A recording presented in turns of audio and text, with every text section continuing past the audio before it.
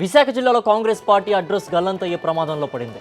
విభజన పాపం మూటగట్టుకున్న కాంగ్రెస్ నేతలు ప్రజల వద్దకు వెళితే ఎలాంటి పరాభవం ఎదురవుతుందో అనే భయం నేటికి వెంటాడుతోంది.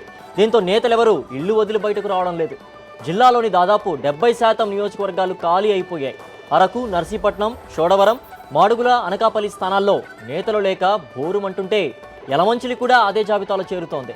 విశాఖలో అత్యంత ప్రాధాన్యమున్న పారిశ్రామిక వాడ గాజువాక, ఈస్ట్ నియోజకవర్గాల్లో కూడా కాంగ్రెస్కు నేతలు కరువయ్యారు. జిల్లాలో చేజారిపోతున్న క్యాడర్ను దక్కించుకోవడానికి నేతలు చేస్తున్న ప్రయత్నాలు ఫలితాలు ఇవ్వలేకపోతున్నాయి. పరిస్థితులు వేరు, ఎన్నికల సందర్భంగా ఉన్న రాష్ట్రంలో ఉన్న పరిస్థితులు వేరు, ప్రజల తాలూకు అభిప్రాయాలు వేరు. అయినప్పటికీ కూడా ఎంతో కొంత ఆ రోజు ముఖ్యమంత్రిగా నాయకత్వం వహిస్తున్నటువంటి కిరణ్ కుమార్ రెడ్డి గారు పత్రికాముఖంగా కానీ లేకపోతే సమావేశాల్లో కానీ కాంగ్రెస్ పార్టీకి నష్టం జరిగే రీతిలో ఆ రోజు జరిగినటువంటి చేసిన ప్రసంగాలు ఖచ్చితంగా కాంగ్రెస్ పార్టీకి ఎంతో కొంత నష్టం కలిగించే అనేటువంటి మాటను మాత్రం నేను ఖచ్చితంగా ఏకీభవిస్తాను.